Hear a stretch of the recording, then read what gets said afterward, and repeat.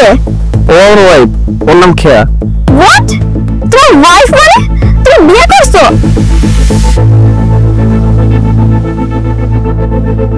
আহারে, আমার না মেয়েটার জন্য খুব খারাপ লাগছে।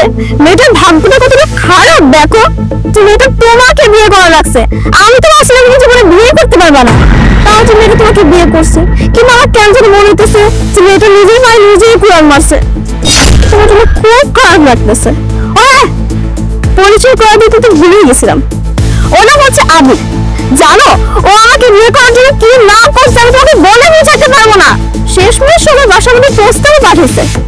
ওই আর কি, তার আমাকে বিয়ে করার মতো যোগ্যতা নাই। লাস্টলি তোমার সাথে আমার বিয়েটা হয়েছে। আর দেখো ও তো কোনো চাকরি টাকরিও করতো না, আর যাই করতো ওরকম টাকা পয়সা ইনকাম করতে পারতো না। আমার বেতনের থেকে তোমার হাত খরচ বেশি। আসলে কি জানো, তার যোগ্যতা সামান্য একটা সাইকেল চালানোর, কিন্তু সে স্বপ্ন দেখে সে বিএমডব্লিউ চালাবে। শোনো, এত স্বপ্ন দেখানো ভালো না। অবশ্য মেয়েটার জন্য খুব খারাপ লাগতেছে। মেয়েটার জীবনটা একদম বরবাদ হয়ে গেল।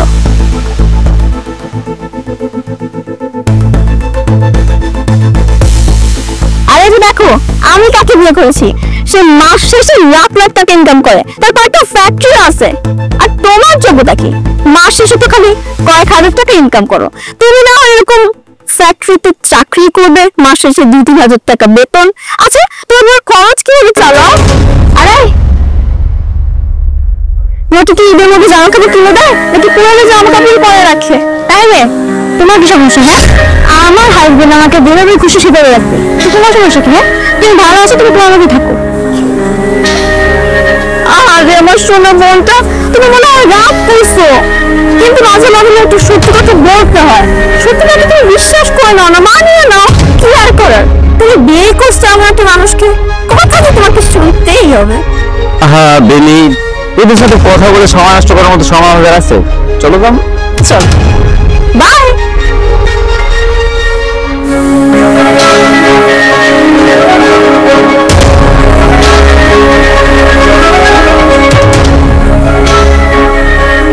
আসসালামু আলাইকুম। আমাকে চিনতে পারছো? ওয়ালাইকুম আসসালাম।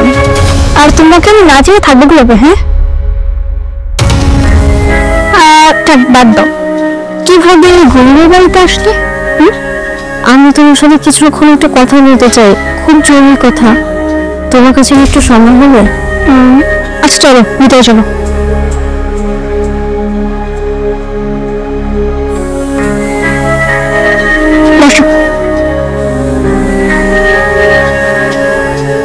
আসলে আমি অনেক বড় একটা সমস্যার মধ্যে আছি। আজ থেকে 3 বছর আগে যখন আমার দেখা হয়েছিল, ওই সময় তো আমাদের অবস্থা অনেক ভালো ছিল। আমার হাজবেন্ড বিজনেস করতো, খুব সুখে শান্তিতে ছিলাম আমরা।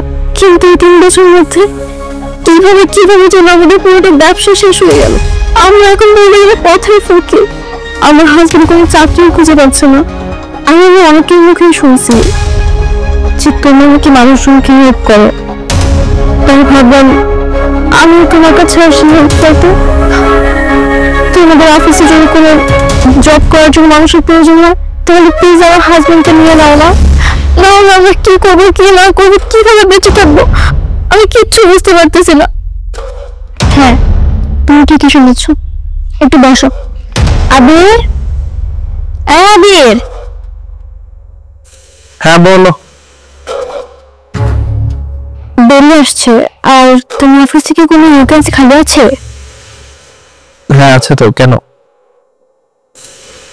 ওই যে বেনির হাজবেন্ড একটা জব লাগবে। ও আচ্ছা, তাই বুঝি। তা তোমার হাজবেন্ড আমার অফিসে চাকরি করতে পারবে তো?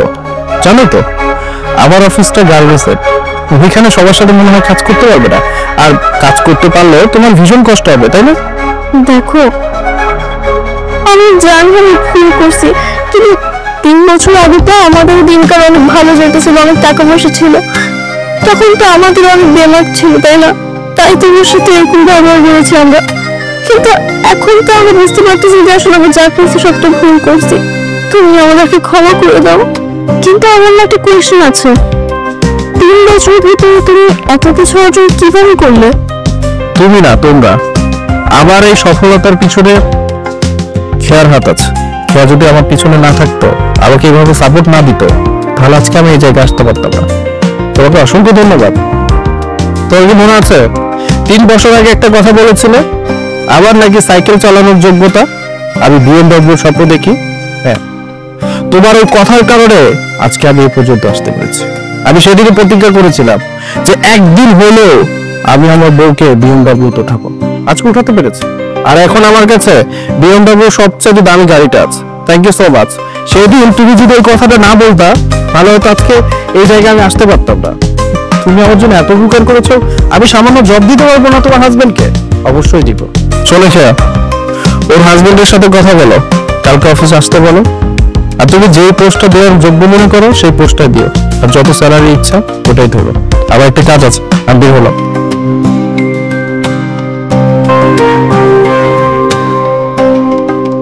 বলি, তুমি কোনো চিন্তা করো না, তোমার হাজবেন্ডকে বলবে কালকে অফিস যেতে। দেখি তোমার হাজবেন্ডের জন্য কি করতে পারি।